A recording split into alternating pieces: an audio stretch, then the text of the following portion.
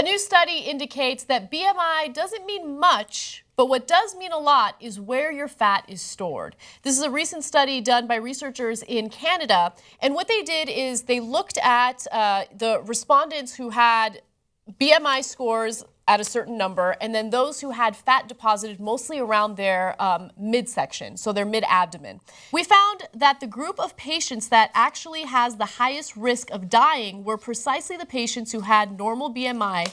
So these are people who are not necessarily heavy for their height, but they're centrally obese. So they keep referring to these people with belly fat as centrally obese, which sounds a little harsh, but I mean, this is a clinical setting, so I get it. It is what it is. But yes, being a centrally obese American doesn't feel good. So they continue to say, researchers have long suspected that the body mass index, or BMI, that tells you how appropriate your weight is to your height isn't a good measure of body fatness, particularly fat that accumulates in the belly and within the abdominal organs and leads to inflammation, glucose intolerance, and other complications that increase the risk of cardiovascular disease and type 2 diabetes.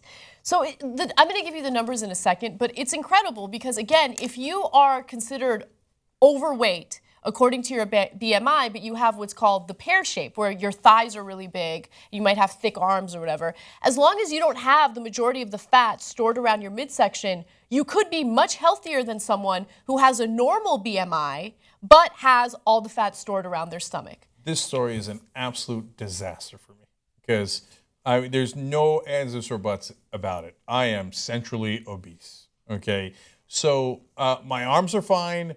I have a legendarily rock hard ass. Everybody knows that, right? Everybody knows that. Right. My thighs are fantastic. Okay. Let me be a little Trump-like. They're wonderful. They're fantastic. It'll make your head spin. It'll make your head, if you saw them, they're toned. It'll make your head spin. You've seen my guns from time to time on this show. The triceps are nearly record-breaking. How did this turn into a vanity project for you?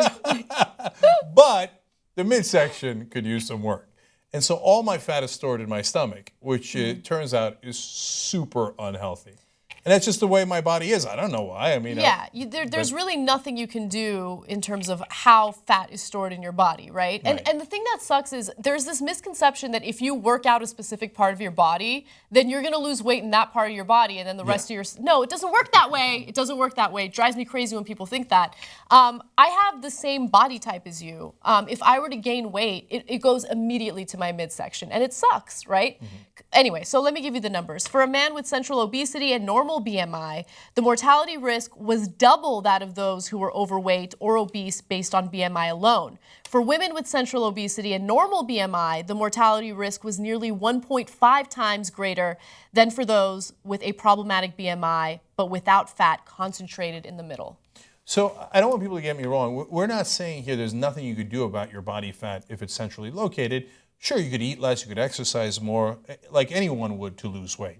What we're saying is there's nothing you can do about where your body stores the fat. Exactly. Right? So for some people, it stores the fat more proportionally throughout their body, and for some, it stores it in the center, so that if you gain weight, you gain it in the center, which apparently is twice as dangerous for you if you're a man, and 1.5 times as dangerous if you're a woman. So that's just the luck of the draw. So you, in this case me, you didn't win the genetic lottery on that, so sad day for you. You got to work out harder and eat less. I've chosen not to do that, so I get the risk that I'm taking. Being ignorant of the risk doesn't make them go away. Okay, so you got to know what the reality is, and then it's your choice what you do with it. For the moment being, I work out a decent amount, but I'm still hitting the nutty bars and the banana cream pie, so it is what it is. You know what? I'm living dangerous.